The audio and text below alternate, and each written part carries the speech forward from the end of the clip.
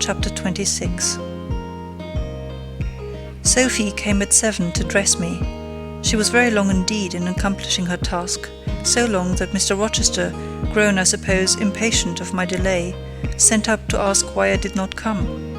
She was just fastening my veil, the plain square of blonde after all, to my hair with a brooch.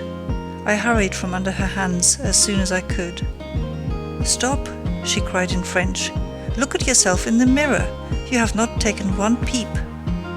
So I turned at the door. I saw a robed and veiled figure so unlike my usual self that it seemed almost like the image of a stranger. "Jane!" called a voice, and I hastened down. I was received at the foot of the stairs by Mr. Rochester.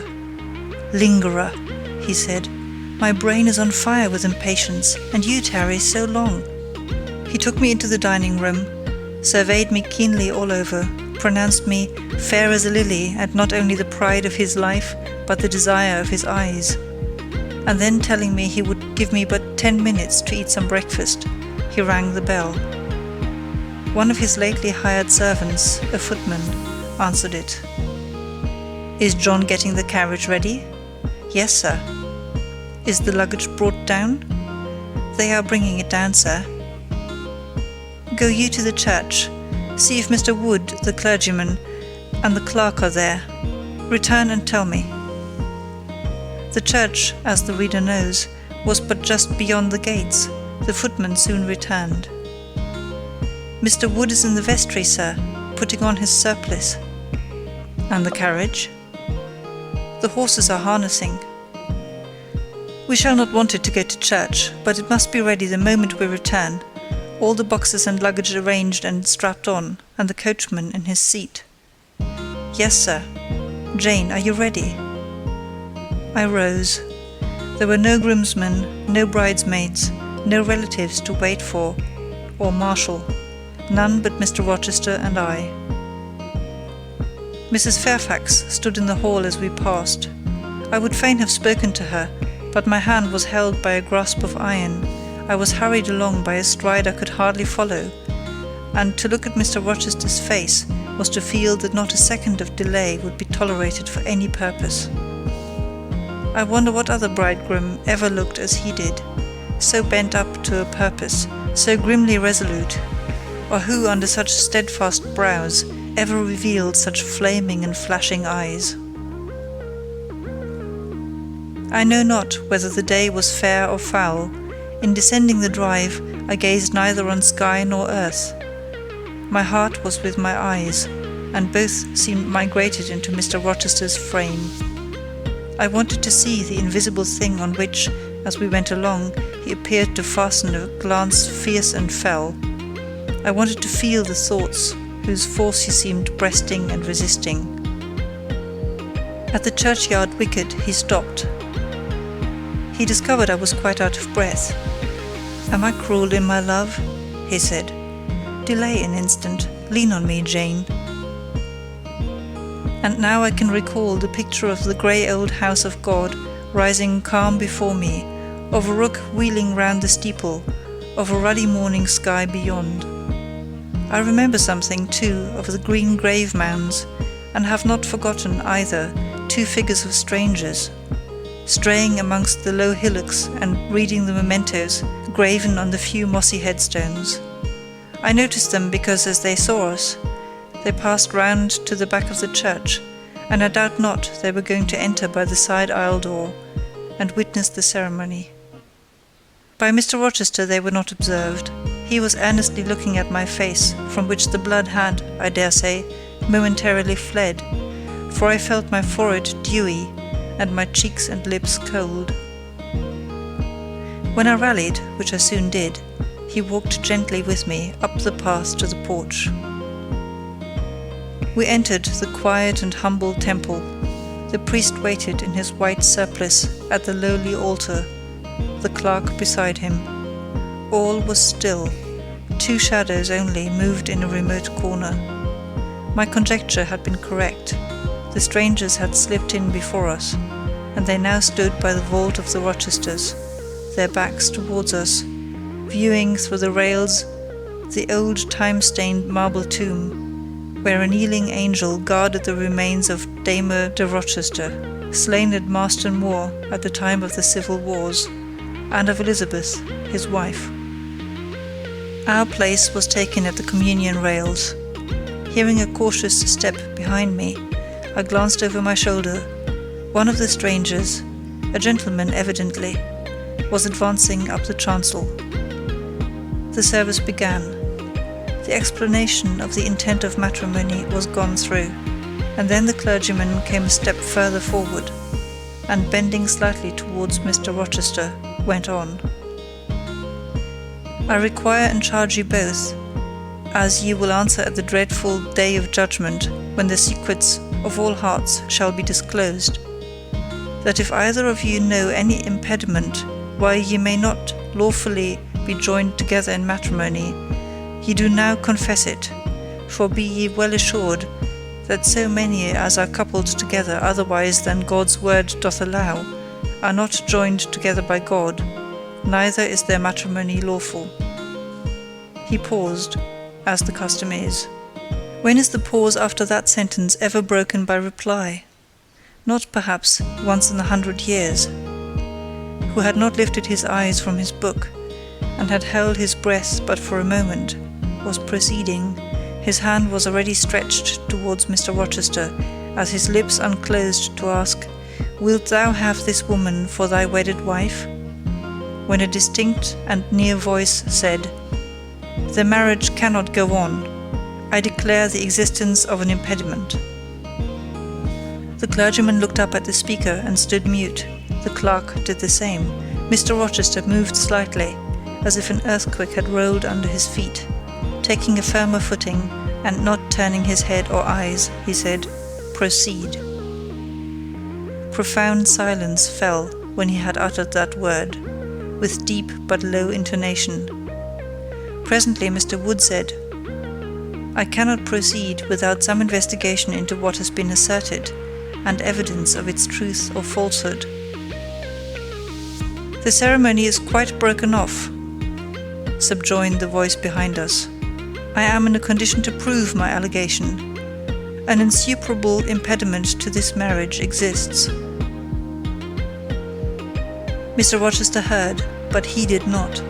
He stood stubborn and rigid, making no movement but to possess himself of my hand. What a hot and strong grasp he had, and how like quarried marble was his pale, firm, massive front at this moment. How his eyes shone, still watchful and yet wild beneath. Mr. Wood seemed at a loss. "What is the nature of the impediment?"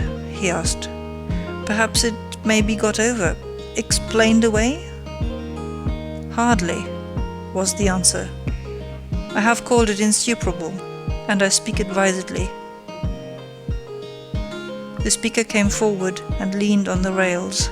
He continued, uttering each word distinctly, calmly, steadily, but not loudly. "It simply consists in the existence of a previous marriage. Mr. Rochester has a wife, now living." My nerves vibrated to those low-spoken words as they had never vibrated to thunder. My blood felt their subtle violence as it had never felt frost or fire, but I was collected, and in no danger of swooning. I looked at Mr. Rochester. I made him look at me. His whole face was colourless rock. His eye was both spark and flint. He disavowed nothing. It seemed as if he would defy all things. Without speaking, without smiling, without seeming to recognize in me a human being, he only twined my waist with his arm and riveted me to his side. "Who are you?" he asked of the intruder. "My name is Briggs, a solicitor of Street, London." "And you would thrust on me a wife?" "I would remind you of your lady's existence, sir, which the law recognizes if you do not." "Favour me with an account of her, with her name, her parentage, her place of abode." "Certainly. Mr. Briggs calmly took a paper from his pocket and read out in a sort of official nasal voice. I affirm and can prove that on the 20th of October AD, a date of 15 years back, Edward Fairfax Rochester of Thornfield Hall in the county of and of Ferndean Manor in shire, England, was married to my sister, Bertha Antoinetta Mason, daughter of Jonas Mason, merchant, and of Antoinetta, his wife, a Creole, at Church, Spanish Town, Jamaica. The record of the marriage will be found in the register of that church. A copy of it is now in my possession. Signed, Richard Mason. That, if a genuine document, may prove I have been married, but it does not prove that the woman mentioned therein as my wife is still living. She was living 3 months ago, returned the lawyer. How do you know? I have a witness to the fact, whose testimony even you, sir, will scarcely controvert. Produce him or go to hell. I will produce him first. He is on the spot. Mr. Mason, have the goodness to step forward. Mr. Rochester, on hearing the name, set his teeth. He experienced, too, a sort of strong convulsive quiver. Near to him as I was, I felt a spasmodic movement of fury or despair run through his frame. The second stranger, who had hitherto lingered in the background, now drew near. A pale face looked over the solicitor's shoulder. Yes, it was Mason himself. Mr. Rochester turned and glared at him. His eye, as I have often said, was a black eye. It had now a tawny, nay, a bloody light in its gloom, and his face flushed, olive cheek and hueless forehead received a glow as from spreading, ascending heart fire, and he stirred, lifted his strong arm. He could have struck Mason, dashed him on the church floor, shocked by ruthless blow the breath from his body. But Mason shrank away and cried faintly, "Good God!" Contempt fell cool on Mr. Rochester. His passion died, as if a blight had shriveled it up. He only asked, "What have you to say?"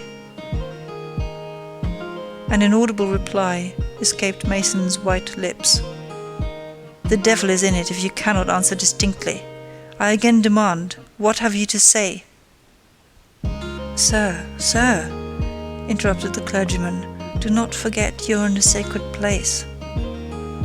Then, addressing Mason, he inquired gently, "Are you aware, sir, whether or not this gentleman's wife is still living?" "Courage," urged the lawyer. "Speak out."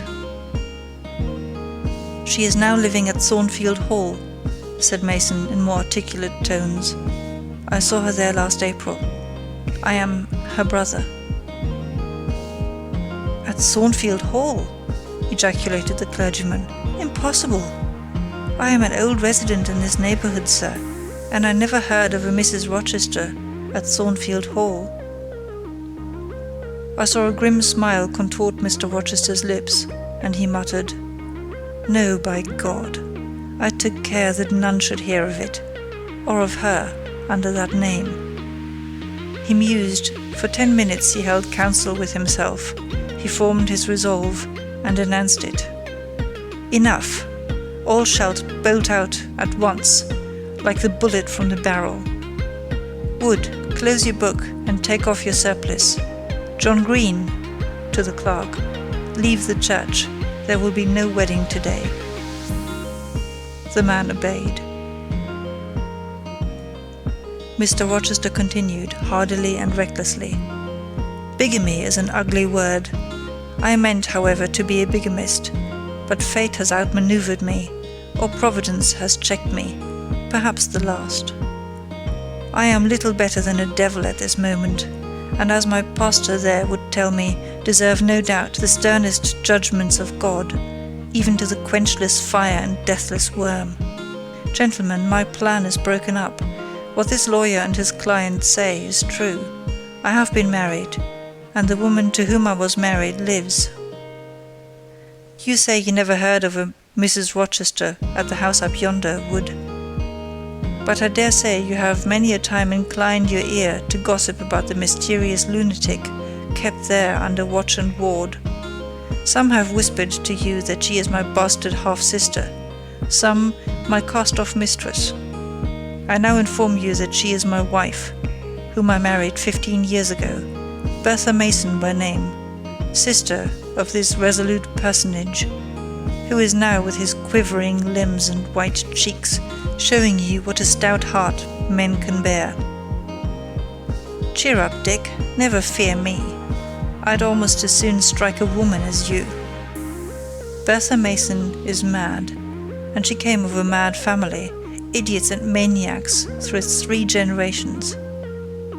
Her mother, a Creole, was both a mad woman and a drunkard, as I found out after I had wed the daughter, for they were silent on family secrets before.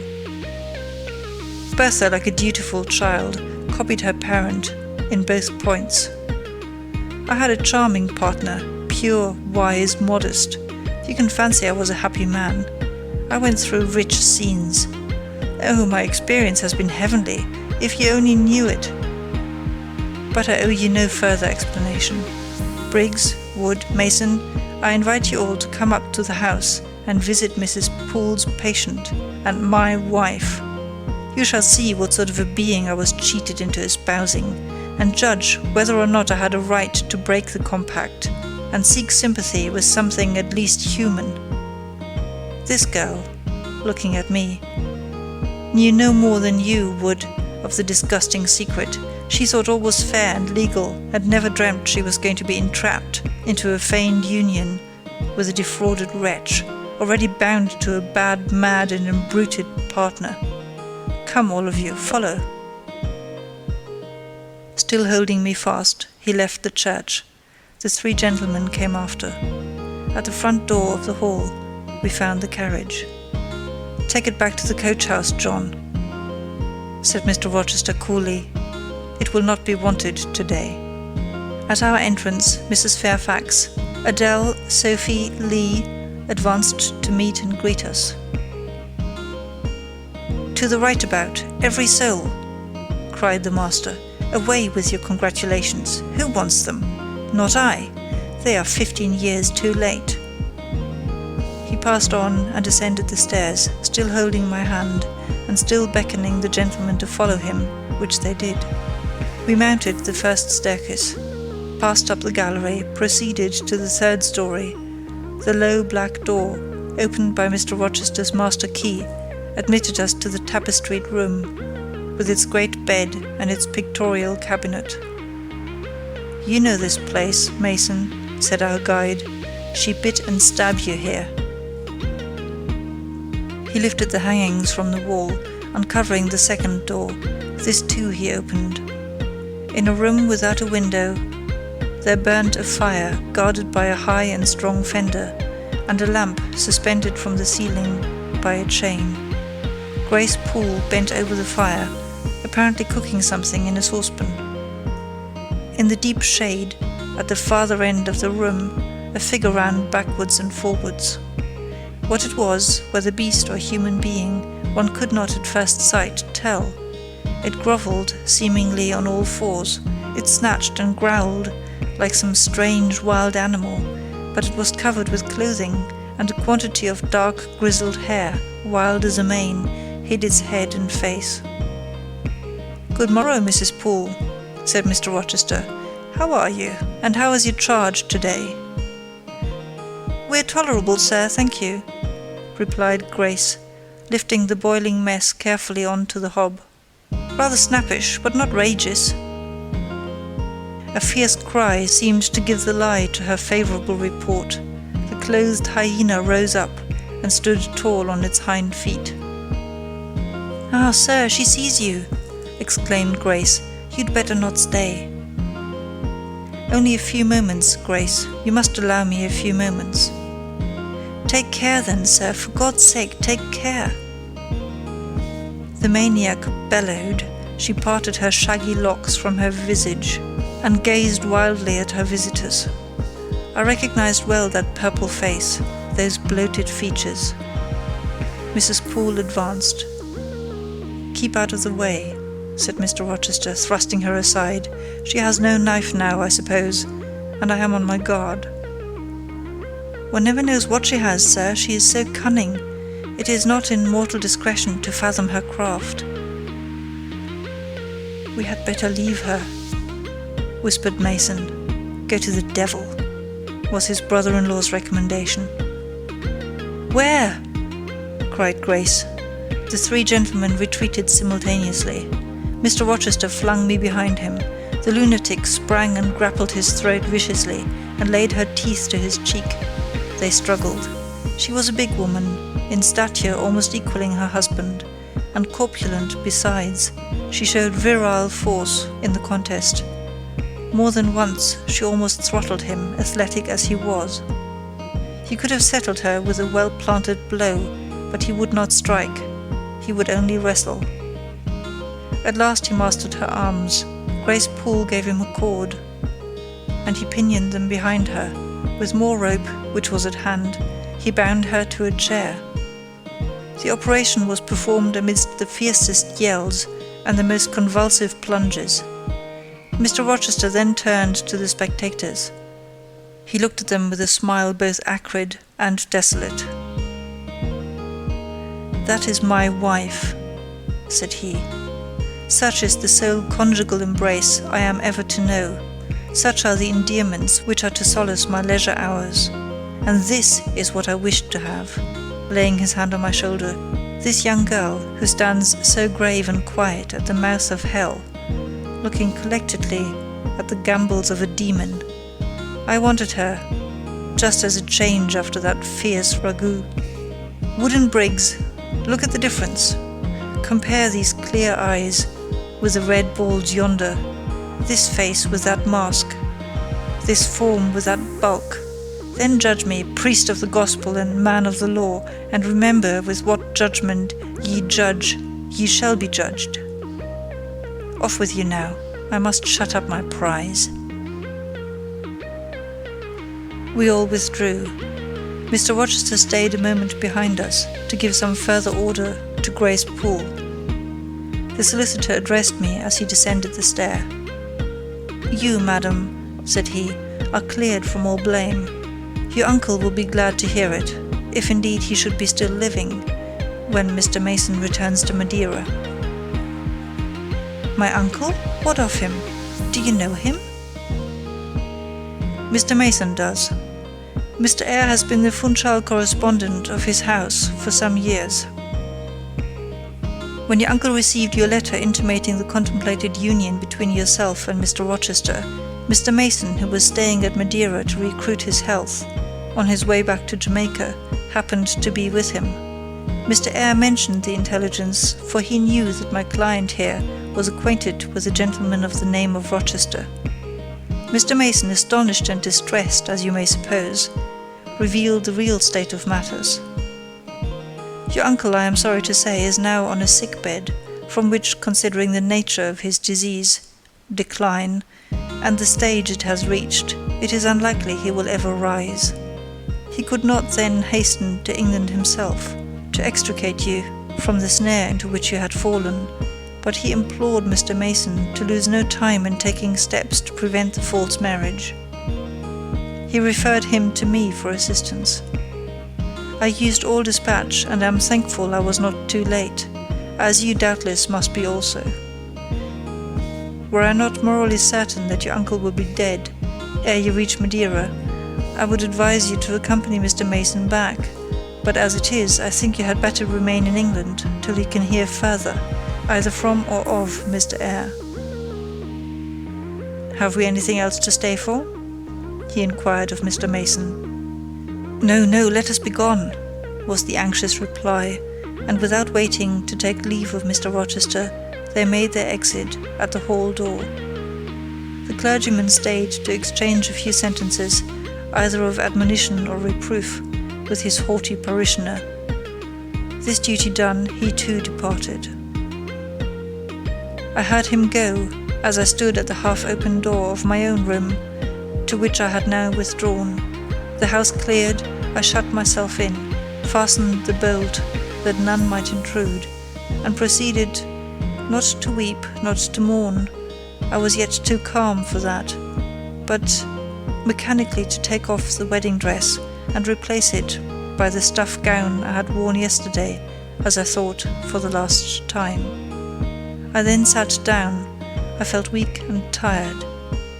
I leaned my arms on a table, and my head dropped on them. And now I thought, till now I had only heard, seen, moved, followed up and down where I was led or dragged, watched event rush on event, disclosure open beyond disclosure. But now I thought. The morning had been a quiet morning enough, all except the brief scene with the lunatic. The transaction in the church had not been noisy. There was no explosion of passion, no loud altercation, no dispute, no defiance or challenge, no tears, no sobs. A few words had been spoken, a calmly pronounced objection to the marriage made, some stern short questions put by Mr. Rochester, answers, explanations given, evidence adduced. An open admission of the truth had been uttered by my master. Then the living proof had been seen, the intruders were gone, and all was over. I was in my own room as usual, just myself, without obvious change. Nothing had smitten me or scathed me or maimed me. And yet, where was the Jean'Eyre of yesterday? Where was her life? Where were her prospects? Jane Eyre, who had been an ardent, expectant woman, almost a bride, was a cold, solitary girl again. Her life was pale, her prospects were desolate. A Christmas frost had come at midsummer, a white December storm had whirled over June, ice glazed the ripe apples, drifts crushed the blowing roses, on hayfield and cornfield lay a frozen shroud. Lanes which last night blushed full of flowers, today were pathless with untrodden snow, and the woods which 12 hours since waved leafy and flagrant as groves between the tropics, now spread waste wild and white as pine forests in wintry Norway. My hopes were all dead, struck with a subtle doom such as in one night fell on all the firstborn in the land of Egypt. I looked on my cherished wishes, yesterday so blooming and glowing. They lay stark, chill, livid corpses that could never revive. I looked at my love, that feeling which was my master's, which he had created. It shivered in my heart, like a suffering child in a cold cradle. Sickness and anguish had seized it. It could not seek Mr. Rochester's arms. It could not derive warmth from his breast. Oh, nevermore could it turn to him, for faith was blighted, confidence destroyed. Mr. Rochester was not to me what he had been, for he was not what I had thought him. I would not ascribe vice to him, I would not say he had betrayed me, but the attribute of stainless truth was gone from his idea, and from his presence I must go. That I perceived well. When, how, whither, I could not yet discern, but he himself, I doubted not, would hurry me from Thornfield. Real affection, it seemed, he could not have for me. It had been only fitful passion. That was balked, he would want me no more. I should fear even to cross his path now.